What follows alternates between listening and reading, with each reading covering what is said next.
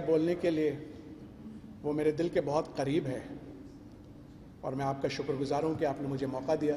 اور میں کوشش کروں گا کہ میں اختصار سے کام لوں۔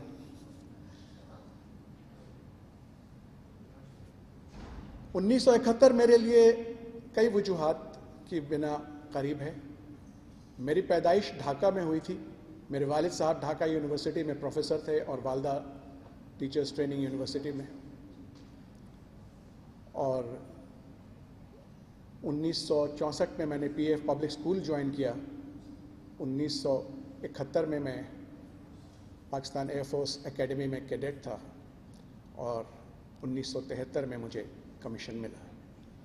لیکن میں قومی بیانیے کے اوپر بات کرنی ہے اور 1971 کے تناظر میں تو میں پہلے آپ کو ایک چھوٹا سا واقعہ سناؤں کہ 1991 سے لے کر 95 تک میری پوسٹنگ سعودی عرب میں تھی بطور نیول اینڈ ایئر اتاشے،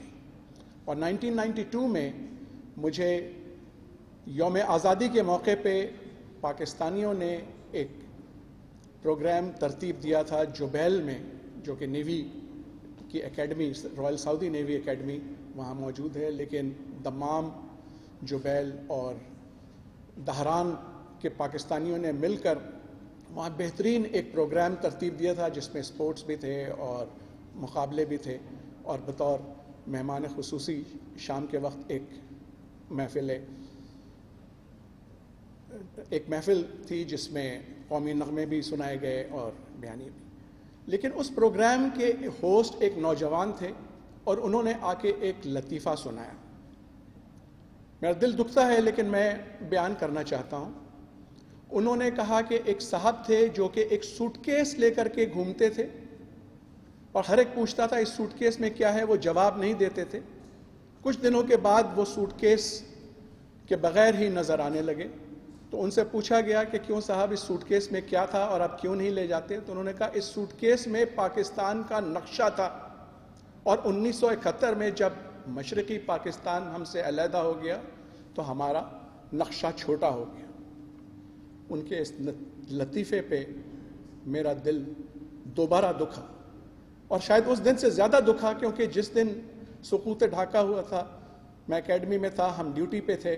اور ہمیں یہ کہا گیا تھا کہ آخری دم تک ہم ڈھاکہ کا دفاع کریں گے، اور اس کے بعد پھر مشرقی پاکستان ہم سے نکل گیا۔ لیکن مجھے دکھ یہ ہوا کہ ہماری نوجوان نسل اس کے اوپر مذاق اڑا رہی ہے، لطیفے سنا رہی ہے۔ پھر میں نے غور کیا، ان کو تو میں نے جھاڑا،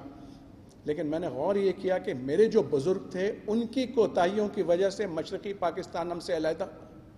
لیکن اس نوجوان کا جو بیانیہ ہے اس میں ہماری غلطی ہے کہ ہم نے ان کو نہیں بتایا کہ یہ کتنا بڑا المیہ تھا۔ اور اسی لیے 1995 میں جب میں واپس وطن آیا تو میں نے میس کمیونیکیشن میں داخلہ لیا، ماسٹرز کیا، 2001 میں ایئر فورس کو خیر بات کہا، پھر ایم فل